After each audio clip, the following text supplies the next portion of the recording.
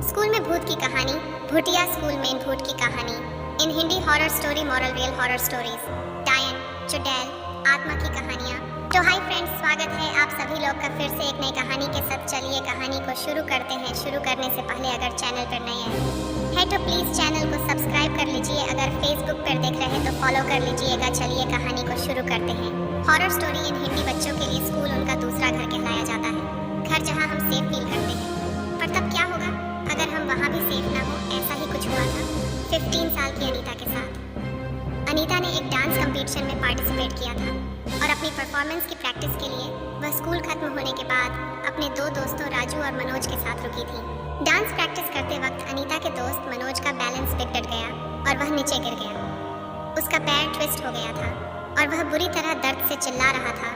School के सब teachers जा चुके थे और हेल्प के लिए उन बच्चों के पास कोई भी नहीं था। तभी अनीता भागकर मेडिकल रूम गई, लेकिन वहाँ भी तब तक ताला लग चुका था।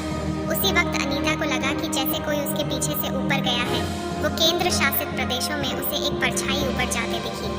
अनीता उसको लगा कि शायद स्कूल स्टाफ में से कोई तो अभी भी स्कूल में है और इसीलिए अनीता उसे रोकने के लिए उसके पीछे भागी। अनीता स्कूल के 3rd फ्लोर पर आ चुकी थी।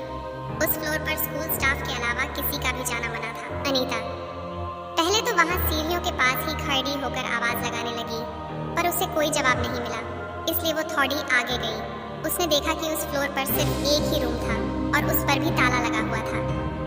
अनीता को कुछ समझ नहीं आ रहा था, तो वह परछाई को अपने मन का वहम मानकर वापस जाने लगी। लेकिन तभी उसे एक अजीब सी आवाज आई। जब अनीता ने पलटकर उस कमरे की तरफ देखा तो उस पर जो ताला लगा था वह टूटकर नीचे गिरा हुआ था।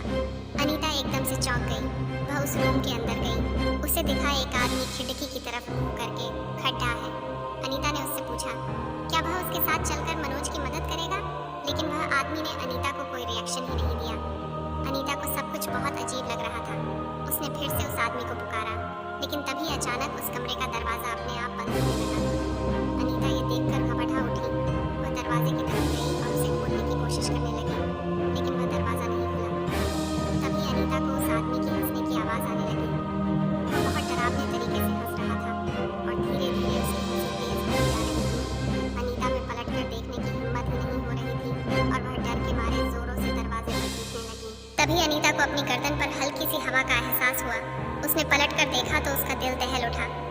वह आदमी जो कुछ देर पहले खिड़की की ओर देख रहा था, वह अब ठीक उसके सामने खड़ा था। उसके चेहरे पर एक हल्की सी हंसी थी जो अनीता को बहुत डरावनी लग रही थी। वह अनीता को ऐसे घूर रहा था जैसे वह आज उसे जिंदा नहीं छोड़ेगा। उसने अनीता को पकड़ टेच लिया और उसे अपने पास खींचने लगा। अनीता का रोना छूट गया और वह डर के मारे बहुत जोरों से चिल्लाई। उस आदमी ने अनीता के मुंह पर हाथ रखा और अनीता के साथ बदसलूकी करने लगा। उधर अनीता को ढूंढते हुए राजू स्कूल के गार्ड को लेकर 3rd फ्लोर पर पहुंचा, जहां उन्हें अनीता की चीख सुनाई दी। वे जल्दी से उस कमरे में गए और उन्होंने देखा अनीता जमीन पर बैठी रो रही है और उसके आसपास कोई नहीं है।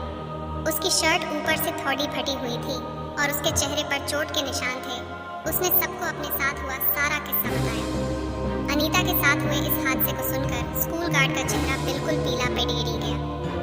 गार्ड ने अनीता और उसके दोस्तों को बताया कि कुछ साल पहले स्कूल में एक सफाई कर्मचारी काम करता था। वह थोड़ा पागल सा था और वह लड़े डीकियों को बहुत ही गंदी नजरों से देखकर हंसता रहता था। एक बार उसने एक लड़े डीकी के साथ बदसलूकी भी की थी। उस लड़े डीकी ने जब उसकी शिकायत की तो स्कूल की प्रिंसिपल ने उसे हमेशा के लिए उसे स्कूल से निकाल दिया। उसके एक हफ्ते के अंदर उस पागल आदमी ने 3rd फ्लोर वाले स्टोरेज रूम में जाकर खुद को मार डाला। उसकी मौत का काफी दिनों तक किसी को पता ही नहीं चला था। उस आदमी की बॉडी बहुत ही डरावनी हालत में पाई गई थी और तब से उसकी आत्मा उसी कमरे में भटक रही है। इसलिए स्कूल के 3rd फ्लोर पर किसी का भी जाना बंद है। इस इंसिडेंट के बाद अनीता इतनी डिस्टर्ब हो गई कि वह कुछ दिन तक स्कूल ही नहीं गई, बल्कि कुछ ही महीनों में उसने एक नए स्कूल में एडमिशन भी ले लिया। लेकिन वह कभी भी उस आदमी की भयानक हंसी नहीं भूल पाएगी। तो उम्मीद करते हैं फ्रेंड्स आप लोग को ये कहानी पसंद आई होगी। अगर पसंद आए तो कमेंट्स करके जरूर से बताइएगा। लाइक शेयर करना मत भूलिएगा। तब तक के लिए खुश रहिए, प्यार बांटिए, फैमिली के साथ रहिए। मिलते हैं फिर एक नई कहानी के साथ।